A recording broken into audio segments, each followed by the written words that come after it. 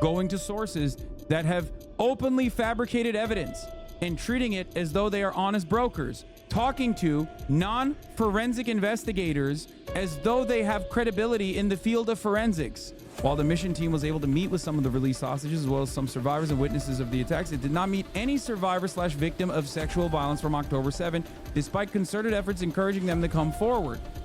The absence of comprehensive forensic evidence limited the missions team's ability to draw definitive forensic conclusions in many instances. In the exact same way that the New York Times criticism started off, which is, here is why we have no evidence for the claims that we are reaffirming. This is the title. UN says inquiry finds evidence of sexual assault and Hamas-led attack on Israel. It is the view of the mission team that had clear digital evidence of sexual violence or orders to commit sexual violence had been circulated in the mainstream, it would have been likely discovered given the volume of information posted online. Exactly. This is the new information. The UN Special Representative Pramila Patten concluded a visit to Israel and said there is clear and convincing information that hostages held in Gaza is subjected to sexual violence. This is the latest report that came out. Pramila Patten added in a press release issued along with the report that there are also reasonable grounds to believe that such violence, which includes other cruel and inhumane and degrading treatment, may be continuing against those still being held by Hamas and other extremists in the Gaza Strip. The report from her office arose from an official visit to Israel at the invitation of the government, which included a visit to the occupied West Bank between 29th January and 14th of February. In the context of the coordinated attack by Hamas and others of 7th of October, UN mission team found that there are reasonable grounds to believe that conflict-related sexual violence occurred in multiple locations, including rape and gang rape, in at least 3 locations in southern Israel. These were some of the most extreme claims made on October 7, or related to October 7, and there hasn't been any additional investigation conducted, and the UN had brought forward their interest in conducting an independent investigation, and yet, but also this is the Al Jazeera Arabic coverage right now. I don't know what's going on there. However, if they have not, Israel originally had blocked a UN investigation, or it had claimed that this is anti-Semitic. As I've said time and time again, sexual violence has a very high likelihood in occurring in war or in situations like October 7. Absolutely. So the likelihood that sexual violence occurred on October 7 is high. However, systematic, conducted, and pushed forward by Hamas was, in my opinion, an erroneous claim. A claim that there is no, as it stands, no evidence for whatsoever. So I want to understand what the UN saw that leads them to this conclusion, and if it is different from the New York Times screams without words article that was picked apart deliberately and expertly by The Intercept. The UN team is of the view that the true extent of sexual violence committed during October 7 and their aftermath could take months or years to emerge and may never be fully known. The mission made up of Ms. Patton and 9 experts, which was not investigative in nature. Wait, what? Conducted 33 meetings with Israeli representatives examining more than 5,000 photographic images and 50 hours of video footage. It conducted 34 confidential interviews, including survivors and witnesses of the October 7 attacks, released hostages, first responders, and others. The report says the Israeli authorities have faced numerous challenges in collecting evidence. Allegations implicating Israeli security forces and settlers. The team also went to Ramallah.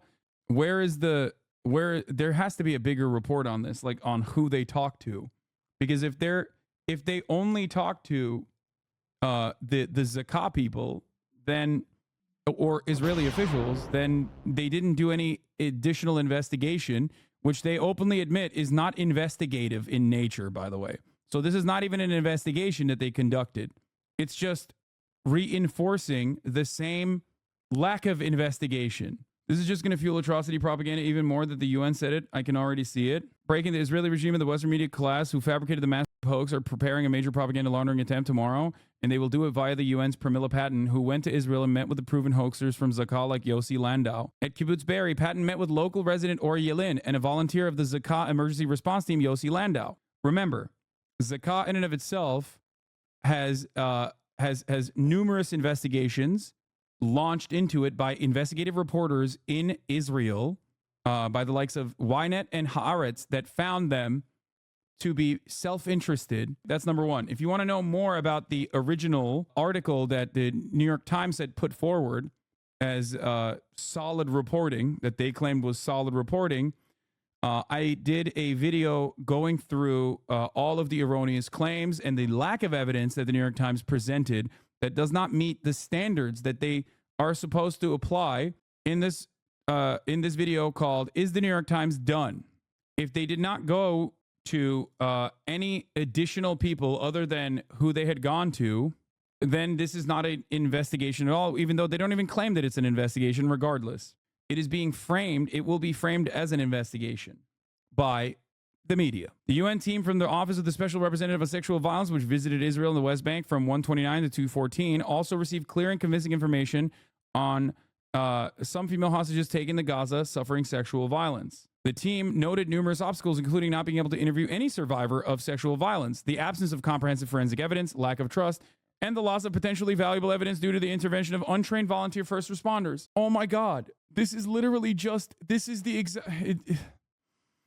The team reviewed extensive open source digital materials such as pictures and videos depicting a range of egregious violations, but did not find evidence depicting acts of sexual violence. In its visits to Be'eri, the team determined that 2 widely publicized allegations of sexual violence, a pregnant woman whose womb had been cut out and a girl found separated from her family and naked from the waist down, were unfounded. Due to numerous factors, including having no firsthand survivors' testimony and chronic underreporting of conflict-related sexual violence, the team was not able to estimate the overall number of victims or the prevalence of October 7 related sexual violence. So if this is the assessment of the report that they revealed, a 57-page report, right? Or more than that, I think. I don't know how long the fucking report is. And that they actually found that 20-page report, not 57-page, sorry. The 22-page report, the actual information in the report does not match at all what the title of the UN article suggests. New York Times' front page showing UN says inquiry finds evidence of sexual assault in Hamas attacks on Israel. We are watching misinformation be laundered through international organs directly to the paper of record that reaffirms the paper of record's prior lack of commitment to honest journalism. This is just basically repeating the exact same either falsified information that now have evidence to show that it wasn't real and made up, going to the same sources that made up said information, having a 22-page report that basically states that this information is not correct, only to reinforce this narrative. I will read the executive summary of the paper in a second. Hold on. It is so fucking gross, dude. Why is lying so widespread when it comes to Israel? What do you mean? Lying is widespread when it comes to the American State Department. It's not just Israel. Israel just happens to be our current shiny toy. It has always happened. This is the UN investigator? No, she's not. We'll hold a press conference which will repeat every widely debunked massive hoax lie. Here she is in 2022 admitting she has no investigative authority or ability and merely repeats whatever is told to her. If you're a reporter in New York and can attend Pramila Paten's press conference where she will regurgitate and launder every Hamas mass hoax lie already debunked from the New York Times and others, please, for the love of God, get her to admit she did no independent investigation. It's interesting because they do admit that, right? They say it. Do you understand? They openly admit that in their report. It's not like it's hidden, but that is how misinformation works. By the way, the other guy who gave Pramila Paten the tour, Ori Yelin, is the chief Israeli military propagandist who organizes these atrocious propaganda tours and tells all the lurid fantasy hoaxes to audiences like Elon Musk and Paten. But it's okay, he's just a survivor and a resident. Now, this is essential. After Jeffrey Gettleman, Anat Schwartz, and Adam Sella fabricated their hoax in late December, repeating widely debunked propaganda, they did a follow-up weeks later responding to the critiques. How did they frame it? UN will investigate and exonerate us. But there is no independent UN investigation. Pramila Paten didn't go there with a team to investigate and corroborate the claims. They went there because the Israeli regime and New York Times, including Gettleman, Stella Schwartz, launched a campaign demanding the UN launder the hoax. Instead, Pramila Paten is going to hold a press conference tomorrow and repeat word for word everything contained in the Israeli Crisis Center, which cites the New York Times hoax, and will likely leave out actual credible reports of Israeli massacre of Palestinians. Holy shit. It is a Ouroboros of laundering misinformation by massaging the narrative. And it is happening in real time. UN says inquiry finds evidence of sexual assault in Hamas-led attack on Israel. The inquiry itself uses the exact same points of authority that have, one, already falsified information that was actually debunked, which the New York Times itself reported on quietly, not as the above the fold coverage, obviously. The inquiry itself is not an investigation, but is presented as an investigation. And they are doing this because the reality is, who's going to go against this? Who? Who in mainstream media is going to go, hold on, these are very serious claims. These are very serious accusations. And there is a likelihood that some of these accusations are true, at least, throughout history, at least looking at history. Like there is a likelihood that some of these claims happened. The fact that the report from the Special Representative of the Secretary General on Sexual Violence and Conflict brings forward no new investigations and does not broach any of it does not actually get any firsthand accounts or any real evidence, forensic evidence, is mind-boggling to me, especially when this is now being laundered by the New York Times as though it is an investigation that concluded that there is actual mass sexual assault. Well, not mass sexual assault. Now they've lowered the intensity to sexual assault. While this is a thing that has a very high likelihood, it blows my mind when it is being treated with no care or consideration. A United Nations report released on Monday said that it found grounds to believe that sexual violence occurred against women during the Hamas-led October 7 attack on Israel and evidence that hostages being held in the Gaza Strip were also assaulted. It called for a full investigation. The report issued by UN Secretary General Special Envoy on Sexual Violence and Conflict came in response to multiple accounts of sexual violence during the October 7 attack, as well as allegations by Palestinian officials that Palestinian women in detention in the West Bank had been assaulted. The report asked that Israel grant access to UN officials to conduct thorough investigations of the Palestinian accounts. From late January to early February, the UN deployed a team of experts to Israel and West Bank led by Pramila Patten, the Secretary General's Special Representative on Sexual Violence and Conflict. Ms. Patten's office said at the time that its representatives plan to gather information from survivors, witnesses, freed hostages, and Palestinians recently released from detention. In their report, the experts said that they had found reasonable grounds to believe that sexual violence occurred during the Hamas-led incursion into Israel, including gang rape and rape in at least 3 locations: the Nova Music Festival site and its surroundings, Road 232, and Kibbutz Re'im. In most of these incidents, victims first subjected to rape were then killed, and at least 2 incidents relate to the rape of women's corpses, the report said. Is it illegal to spread misinformation like this? Yeah, dude. That's why everyone got punished after New York Times laundered narratives to claim that there was weapons of mass destruction, yellow cake, uranium, and chemical weapons in Iraq. Her source is Zakah. The report itself is basically the same Screams Without Violence report that the New York Times put forward as their most important coverage on this matter. Mind-boggling stuff. Openly admitting in the report, as far as we've seen, that here, and I will go through these points here. Nova Music Festival, an outdoor event in an open field about 5 kilometers from the Gaza perimeter fence, attracted around 3,500 attendees. Look what was buried in the UN report. As a result of the aforementioned challenges, it must be noted that the information gathered by mission team was in a large part sourced from Israeli national institutions. This is due to the absence of United Nations entities operating in Israel, as well as a lack of cooperation by the state of Israel with relevant United Nations bodies with an investigative mandate. Nevertheless, the mission took every step in line with UN methodology to mitigate issues of source reliability before drawing conclusions within the scope of this report.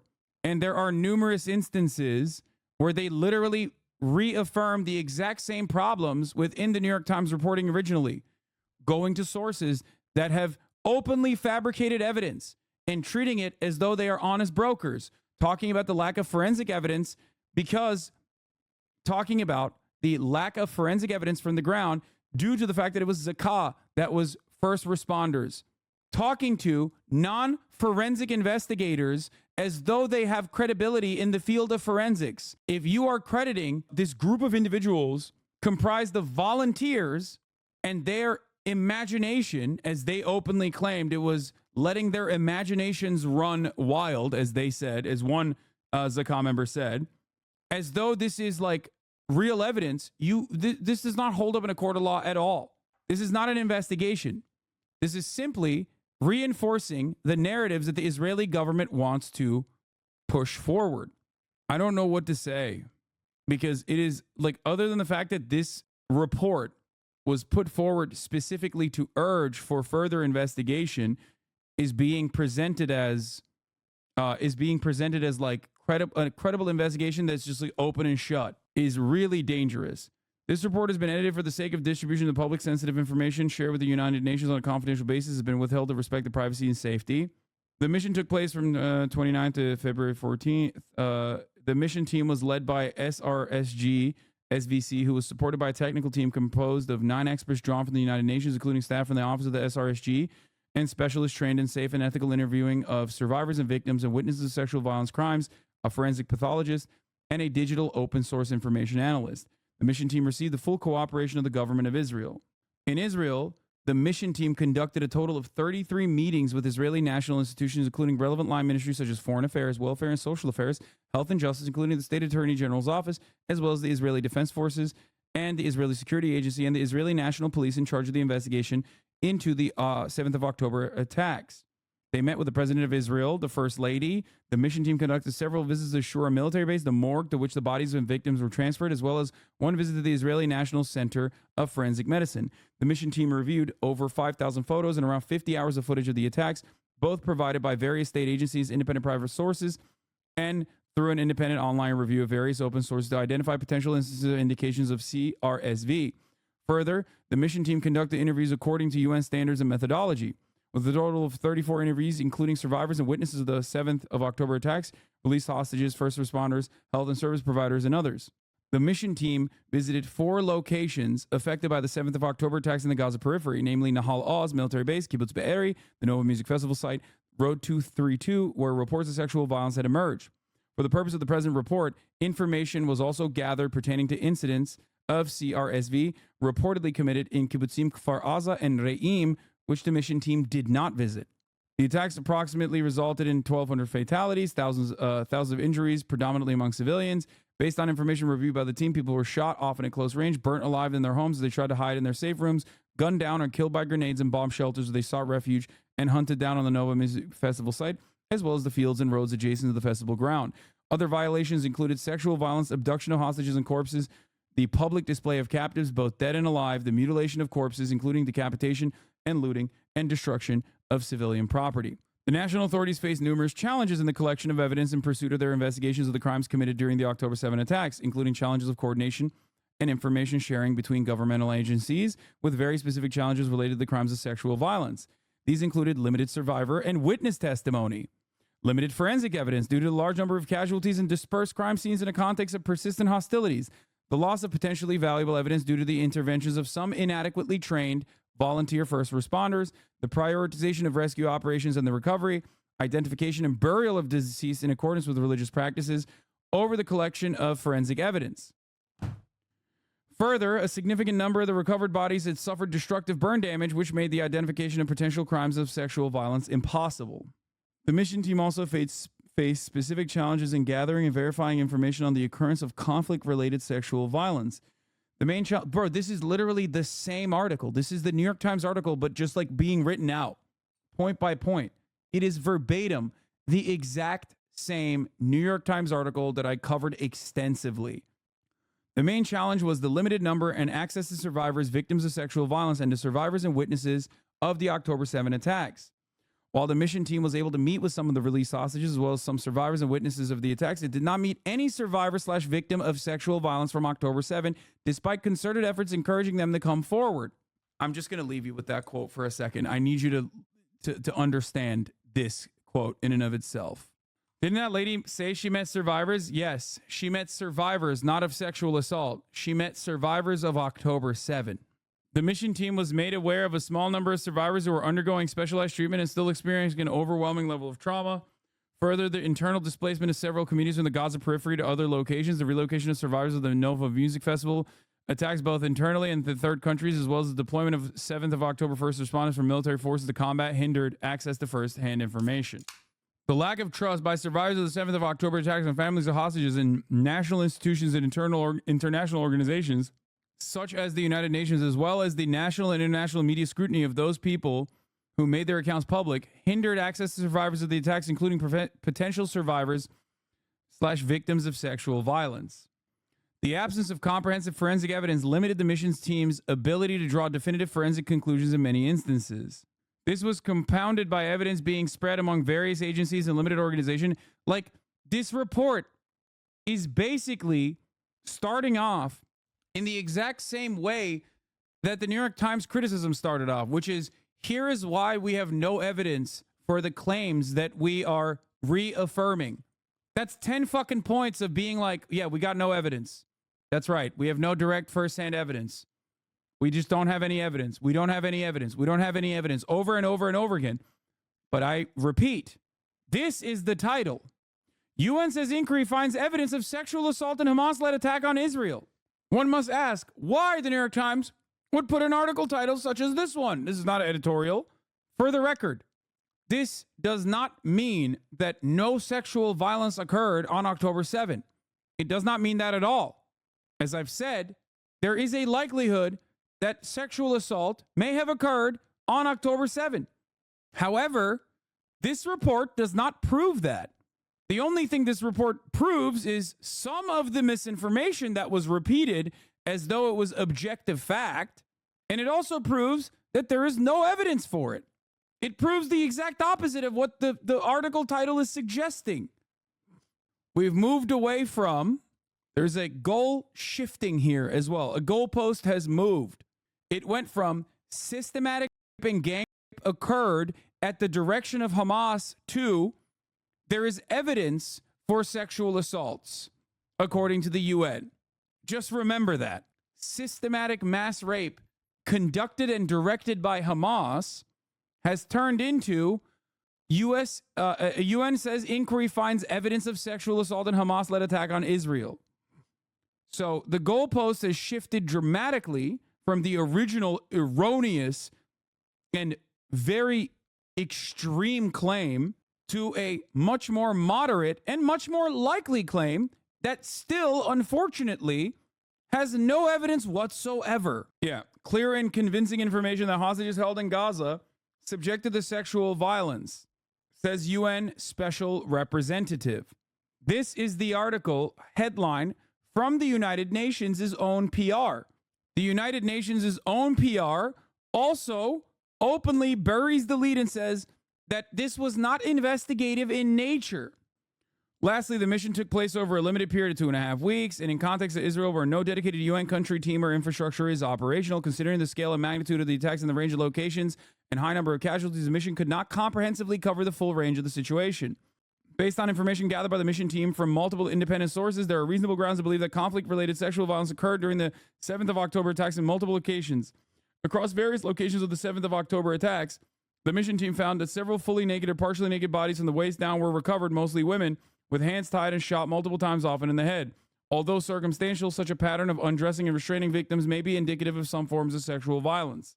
At the Nova Music Festival and its surroundings, there are reasonable grounds to believe that multiple incidents of sexual violence took place, with victims being subjected to and or gang rape and then killed or killed while being raped. Credible sources describe finding murdered individuals, mostly women, whose bodies were naked from the waist down and some totally naked, tied with their hands behind their backs, many of whom were shot in the head. On Road 232, credible information based on witness accounts describe an incident of rape of 2 women by armed elements. Other reported instances of rape could not be verified in the time allotted. The mission team also found a pattern of bound naked and partially naked bodies from the waist down, in some cases tied to structures including trees and poles, along Road 232. In Kibbutz Re'im, the mission team further verified an incident of the rape of a woman outside of a bomb shelter and heard of other allegations of rape that could not yet be verified. The mission team conducted a visit to Kibbutz Be'eri and was able to determine that at least 2 allegations of sexual violence widely repeated in the media were unfounded due to either new superseding information or inconsistency in the facts gathered.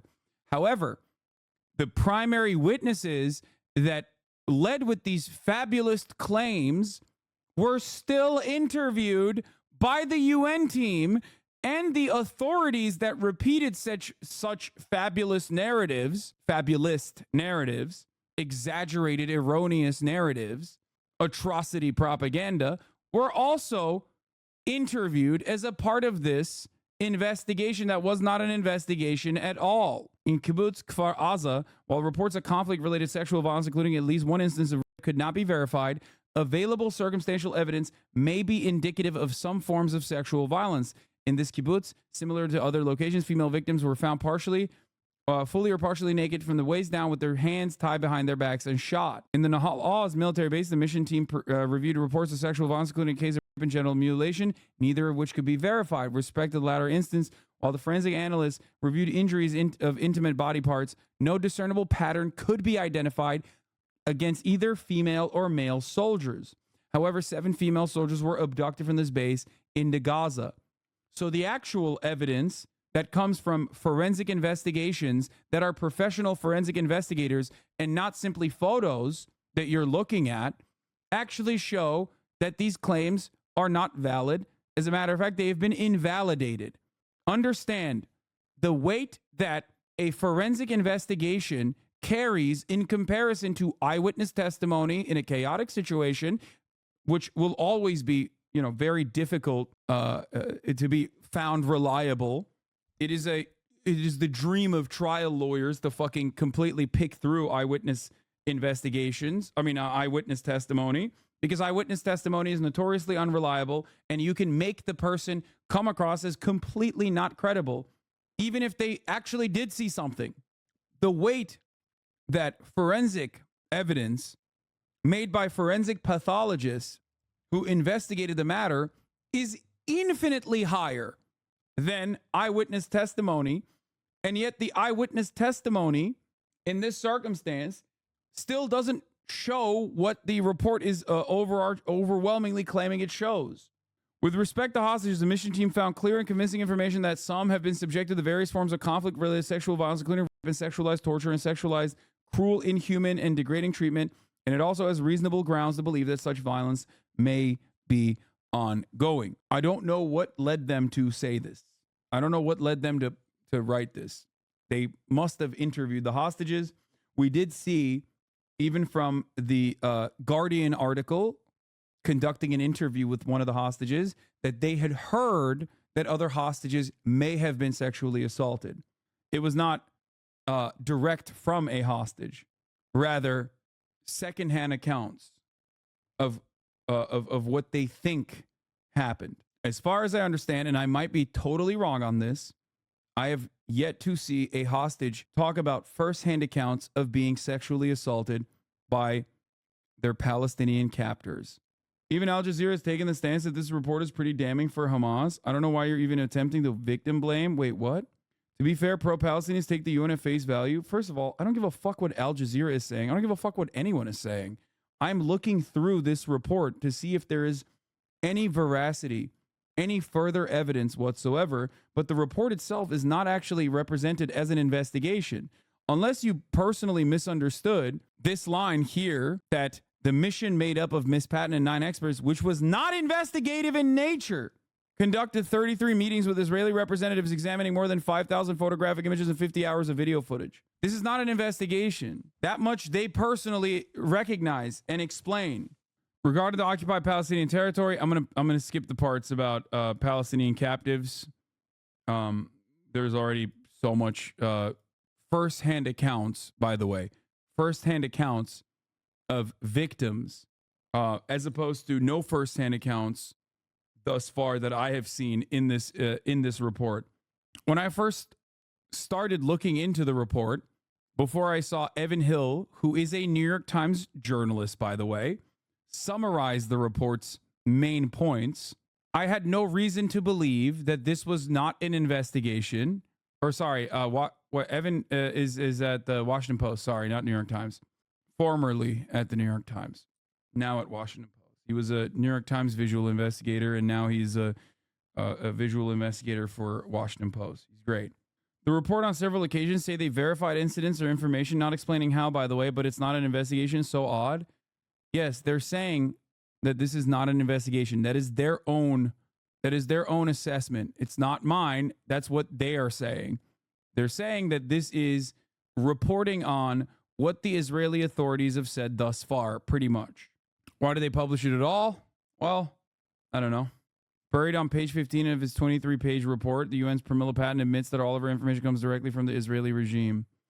We're going to get there. We're on page 6.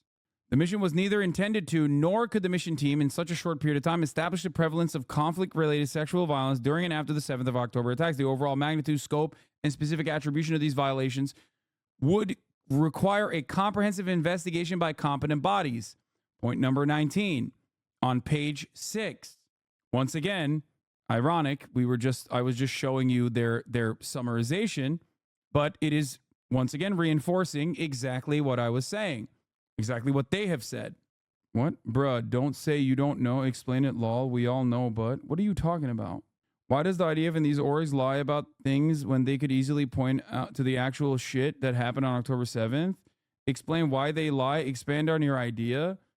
Why they lie? What do you mean? It's atrocity propaganda in order to launder a fucking narrative that Israel's ethnic cleansing campaign is actually totally valid and just.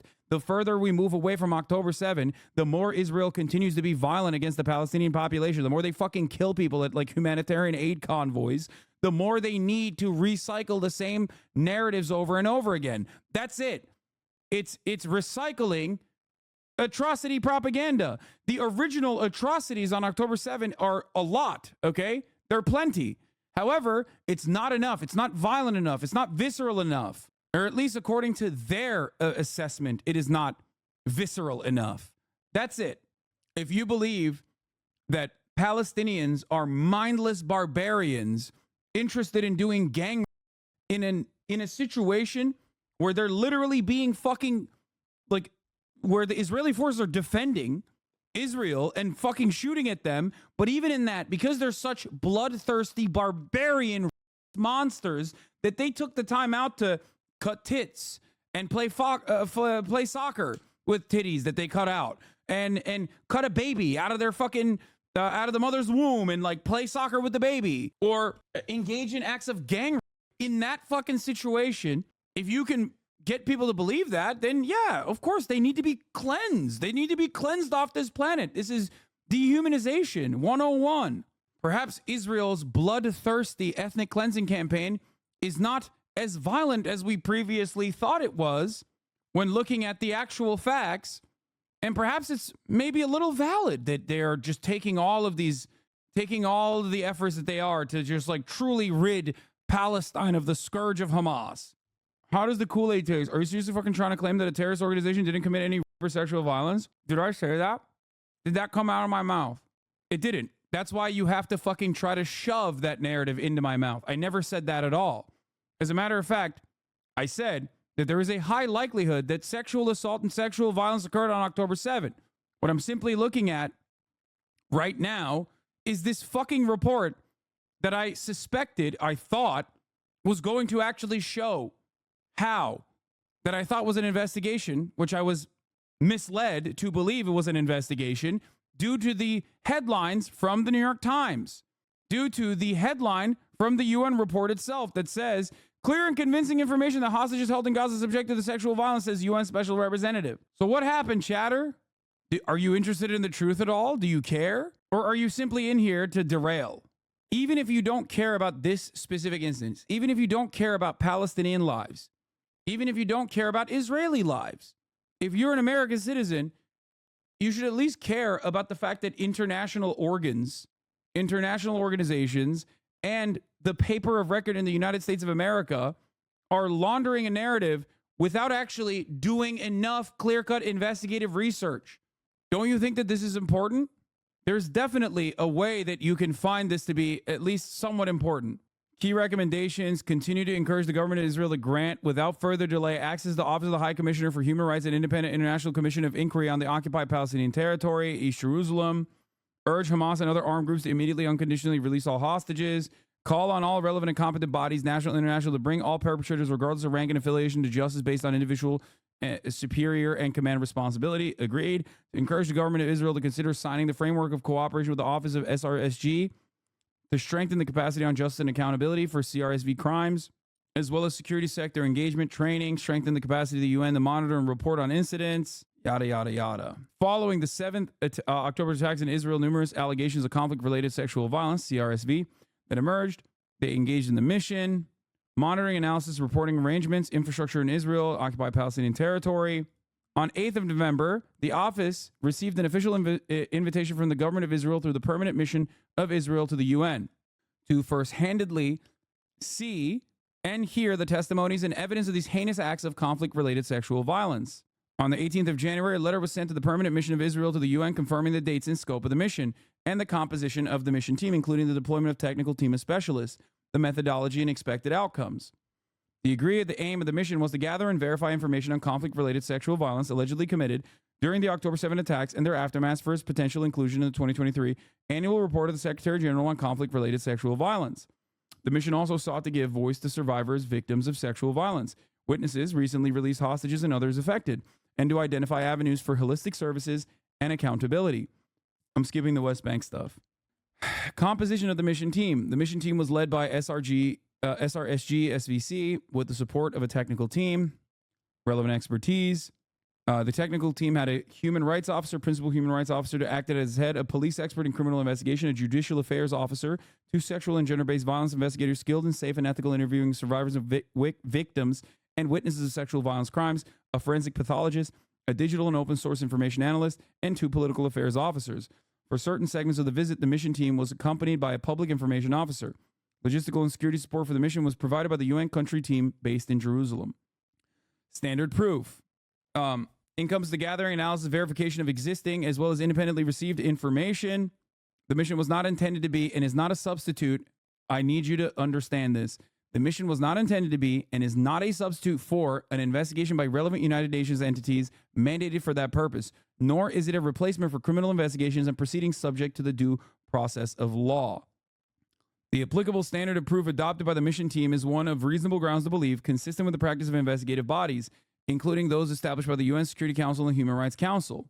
The conclusions of the mission team on how to meet the applicable standard of proof were based in line with the practices of these mechanisms on its own assessment of the credibility and reliability of the witnesses it met, verifying the sources and methodology used in the reports and documents produced by others, cross-referencing the relevant material information, and assessing whether in all the circumstances there was sufficient credible and reliable information to make a finding in fact as to an incident pattern or trend of conflict-related sexual violence.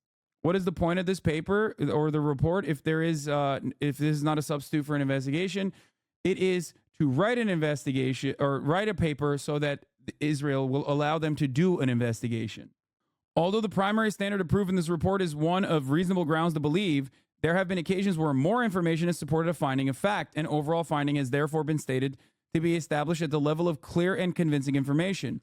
United Nations reporting has used clear and convincing standard, and although there is no single definition of the term, it is generally agreed that clear and convincing information or evidence rises above reasonable grounds to believe, yet falls below beyond a reasonable doubt. When the present report uses the term circumstantial information, it uses the ordinary definition of that term, which is that such information is indirect and does not, on its face, prove the fact in issue, but gives rise to a logical inference that the fact exists. It ultimately requires drawing additional reasonable inferences in order to support the allegation before making a final conclusion. The photographic evidence that they presented, they claimed, in their report, was circumstantial. I do not know what they have, what they use for when the report uses circumstantial, clear and convincing standard. I want to know where they use it.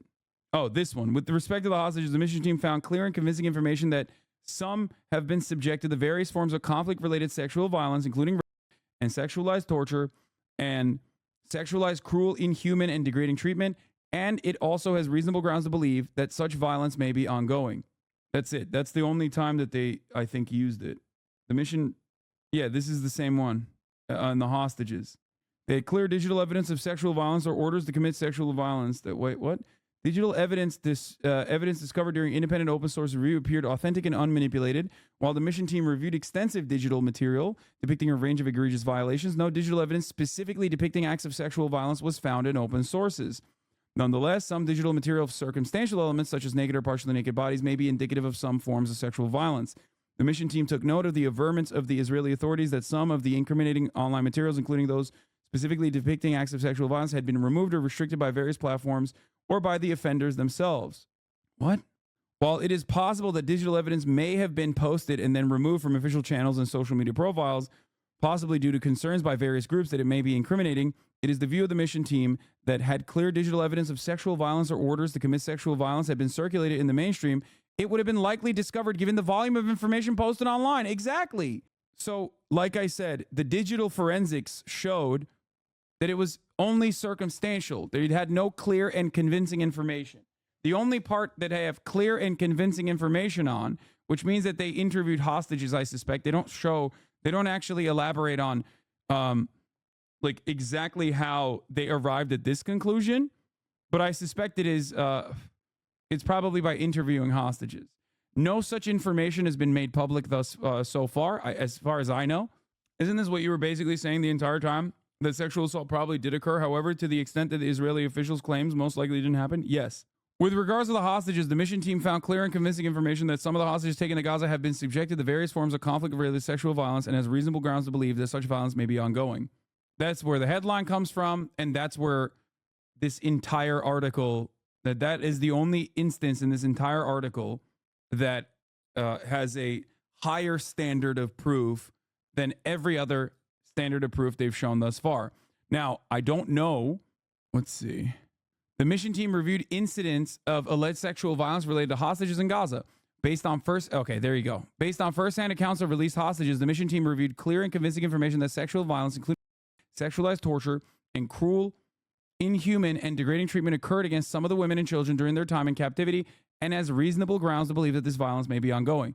It is first-hand accounts. Okay. Based on first-hand accounts of released hostages, there are reasonable grounds to believe that female hostages were also subjected to other forms of sexual violence. That's it. This is the new information that they have. Not that this is the systematic directed by Hamas in the way that the original claims were. Can we read the first-hand accounts? No, they're not. They don't have first-hand accounts. Is this enough?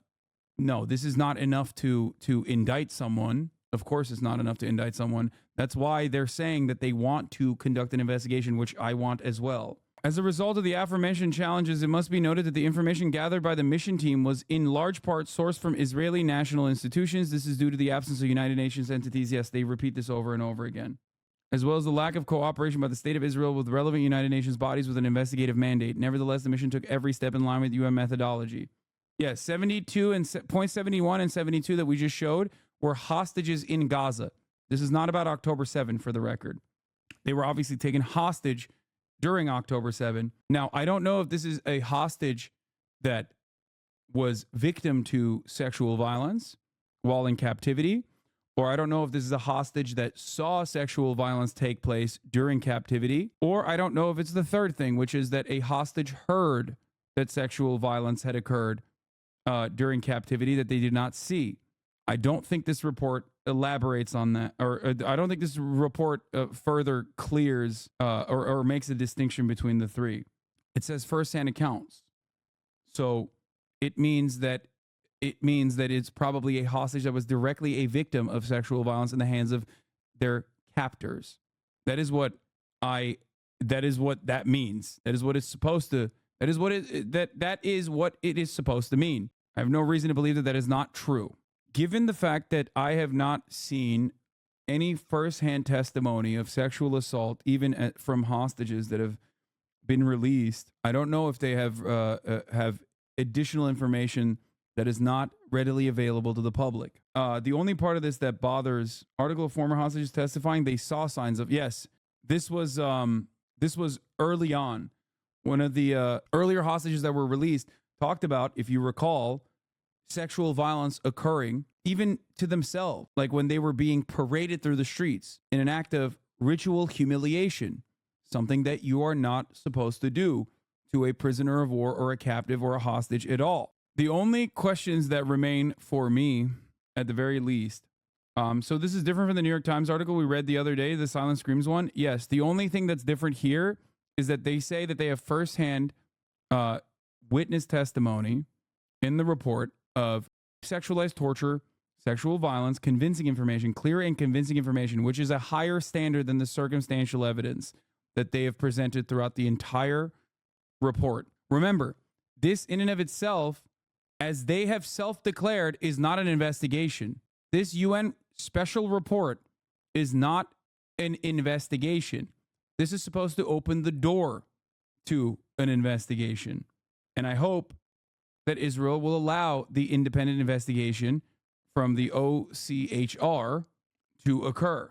There's literally videos of sexual assault online. I feel like this isn't a surprise. No, there isn't, as a matter of fact. If you read the report, you would see that. No, there aren't. The report literally says there aren't, actually. Pretty much everyone who is an honest broker of the truth, myself included, recognizes that the likelihood of sexual assaults and sexual violence happening is very realistic. The current conversation surrounds what level of evidence has been gathered or if there's any new evidence at all. Because up until this moment, I think this is probably one of the most important points in this article. There are no firsthand accounts. This is the first time I have seen firsthand accounts being mentioned of sexual violence, including sexualized torture and cruel and inhuman degrading treatment occurred against some women and children during their time in captivity. This is not also on October 7. The previous reporting on sexual violence was brought forward by hostages that were brought into Gaza that were released, talking about how hostages were paraded through the streets and were hit when they were on the back of motorcycles and humiliated and degraded. We're moving on from the UN special report. I think that we looked at it. Call between an UNRWA teacher and a colleague about kidnapping Israeli women. A conversation between Yusuf Zidan Suleiman al-Hawajara, an UNRWA employee working as a teacher in a school in Gaza, speaking about his participation in the October 7 massacre, was released recently by the Israeli Defense Force. 2 hours ago, this came out. I don't know if this is fake or not, but considering that the UN has also conducted an internal investigation and claimed that 2 teachers at least working in UNRWA participated in October 7, which, by the way, does not justify defunding UNRWA at all, a organization that hires Palestinians, that is like the lifeblood of Palestinians, that is operated by Palestinians in general. So let's see the UNRWA conversation. وين السبايا والدنيا ودين عنا خلينا هو انت بالشارع من في الدار شارع اسكت احنا عند السبايا We have female captives like caught one. وين بدك اخبارك؟ لا حبيبي وين انت؟ Where are you? We're back home. ايش كيف الامور؟ How are you? كويس اسكت والله نار لقيت شيء؟ ايه؟ لقيت شيء؟ Did you جبنا find فرس anything? يا Yes, we brought a horse. خيل فرس A horse. جاب حصان؟ صار اصلا اصيل A مش noble حصان horse, not كديش just any horse. بالقرعان انت ومين جبتهم؟ You and who was brought? Me and Abu. ابو حساقو؟ ايه كيف الامور؟ مزح يا راجل كيف حالك؟ I mean, I don't know if this is fake or not. I don't know. Judging by the fact that like everything Israel posts, especially like this, is usually fake, I'm inclined to believe that this could be fake as well. But if the internal investigations conducted by the UN show that there were 2 UNRWA teachers, at least, that participated in October 7, then I'm more inclined to believe it. Even if this is fake in and of itself, I'm still inclined to believe that 2 people out of the 13,000 that UNRWA hires participated in October 7. Fine. That doesn't mean that you can completely defund this institution. It's ridiculous. شغل تحية ان شاء الله. ان شاء الله ما جبتش معك حاجه على الفاضي ولا بارود ولا حاجه؟ لا لقينا اللي في المصير. ايه ايش لقيته؟ Anyway, yeah, it's a bullshit justification. It never worked. It was never a real justification at all. But here, Israeli former hostage describes time in Hamas captivity. They were always watched over by at least 3 of their 6 heavily armed guards because some of them would go and fight and then come back. That's what they told us, Alma Goldstein said. The family tried to establish a relationship with their guards, engaging them in long conversations as a part of survival mechanism. 2 spoke some English, and another was learning Hebrew. They kept telling us they are not going to harm us and that we were very important to them, Alma Goldstein said. But we were always terrified they would flip on us, that they'd get an order from someone to harm us, because clearly they were low-ranking cogs in the machine. We were constantly in angst or terror. The guards also discussed politics and the roots of the Israel-Palestine conflict. Ultimately, it would always end with the guards telling us to go read history books, that we're the ones who expelled them from their lands, that we're the ones who killed them, we're the ones who kept them in a pressure cooker that kept bubbling and bubbling until it erupted.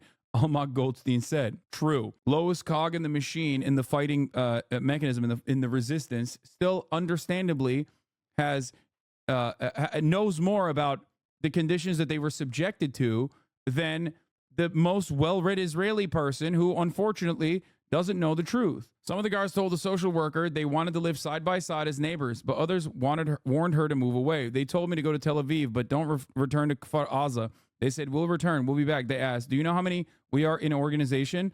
On October 7, we were 3,000. Next time we'll be 20,000. Alma Goldstein says she also witnessed moments when her captors displayed sensitivity and care. One of the gunmen apologized for the killing of Nadav, whom Alma Goldstein started dating in high school. We saw them cry. We saw them miss their wives, she said.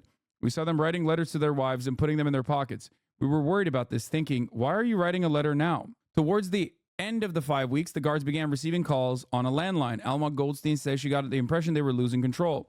There was disagreements among captors and some sort of internal divisions, she said. From there, the family were taken on a 40-minute walk to a supermarket. It was then that they saw the damage wreaked by Israeli offensive for the first time. I saw a lot of devastation and destruction, Alma Goldstein said. It made me feel terrible seeing such poverty. It was very difficult to see that. It was not a great feeling of, oh great, we Israelis showed them. The 3 guards apologized for making the family sleep in a storage room in the supermarket, but said they had some hope that the war was about to end. The next day, the supermarket was hit by a shrapnel from an Israeli aerial bombardment. It was atrocious. It was the first time we really felt like our lives were in danger, Alma Goldstein said. So the only time they felt like their lives were in danger was when they were in danger in the hands of the Israeli government. Because they felt like the way Palestinians feel every fucking day of their lives. Because they were held captive by the Palestinians. And even then, it was not the Palestinians that they were threatened by. It was the Israeli government treating them like Palestinians. We heard the constant shelling and bombing getting closer and closer and could already see all the stones flying around and rubble and shrapnel.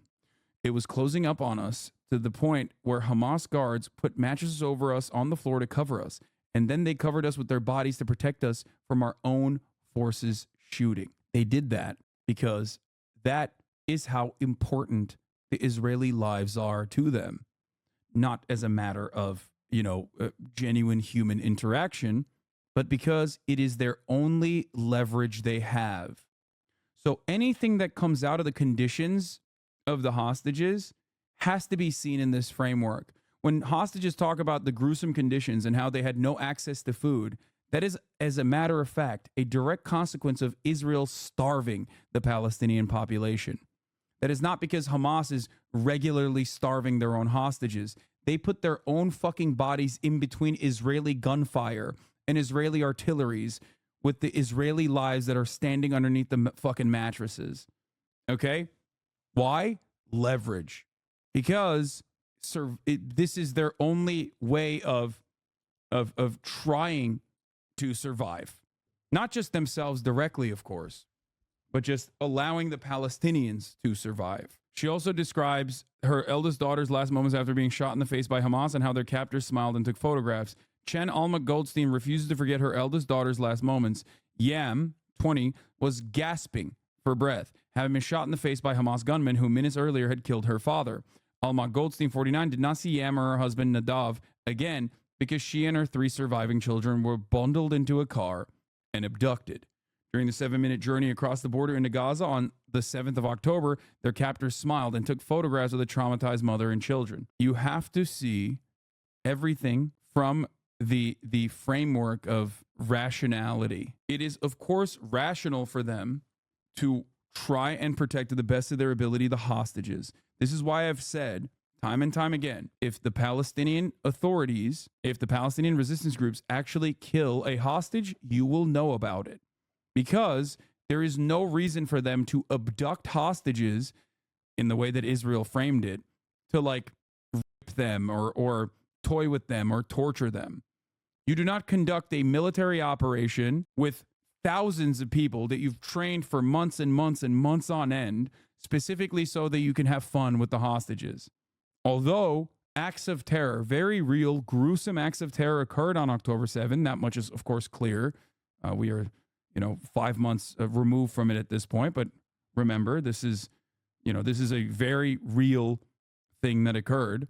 And I've never underplayed that, or I've never downplayed that, undermined that at all. I am not going to be one of those people that says like, oh, they're settlers. They deserve the violence. They deserve, getting shot in the streets. No, nobody deserves that. That is precisely the reason why I always criticize Israel. Obviously, nobody deserves that. Their goal was to capture. Their goal was to kill IDF, capture as many hostages as they possibly can, bring them back into Gaza, and immediately set terms for a hostage swap. The family was moved again the next day, but this time on a donkey cart to a half-built apartment complex. The guards did not know what to do when that building, too, was pounded. Whenever I'm talking about a shockwave from a bombing, what it actually means is that door frames get blown out, windows shatter, and the Palestinians just put some blankets up, fix it up to the best of their ability, and carry on. But the bodily toll it took on us was unimaginable, Almog Goldstein said. From there was another school filled with tents where Palestinian families were sheltering. Many assumed Almog Goldsteins were also displaced from the war and offered them food and water. The family became hopeful that the war, then in its 7th week, was ending because the captors seemed excited about a looming ceasefire, but their guards told them there was nowhere safe left in Gaza and that they would have to wait it out in an underground tunnel with 6 female Israeli hostages, including 2 children. Every encounter with captives in Gaza was truly exciting, said Almog Goldstein, but 3 of the women were wounded, some had complex injuries, and some spoke about sexual assaults. She said the group discussed reporting the allegations to a Hamas commander on their release. By and large, the Hamas commanders seemed to be receptive enough that we thought there might be a chance of relaying it, she said. But she doesn't know whether that happened because most of the women were left behind. She is now desperate for the remaining hostages to return home, but added, having experienced how horrendous the fighting and bombardment was, I can't really understand how you can both have that and care for the captives that are there. The hostages are excited for Israel to cease its hostilities. Think about that. Israeli hostages are excited for Israel to stop bombing the Palestinians. Is it because they have true love in their hearts for the Palestinian population? Maybe some do. Maybe some actually do. Maybe some did before this event. Maybe they changed their minds. But ultimately, one thing remains clear. The people killing the Israeli hostages are not, as it stands now, the Hamas militants. It is the Israeli government. I referred a friend to you who was getting moved towards IDF apologia through Hasbara, and after they watched a VOD of you talking about this, they were like, oh, whoa, okay, I have a lot to learn about this actually, and are now fully and diligently pro-Palestine. Thank you, bro. I'm happy. That is my goal here. I think a lot of people were completely oblivious to what was going on in Palestine, what was going on in Gaza after October 7. A lot of them learned very quickly, and some of them did not want to go against their previous biases or what their parents knew and what they previously thought. If you have an open mind, you will see my coverage is honest and, of course, change your mind on a lot of things. Or you will continue on the same trajectory that you were on already and refuse to reckon with the reality.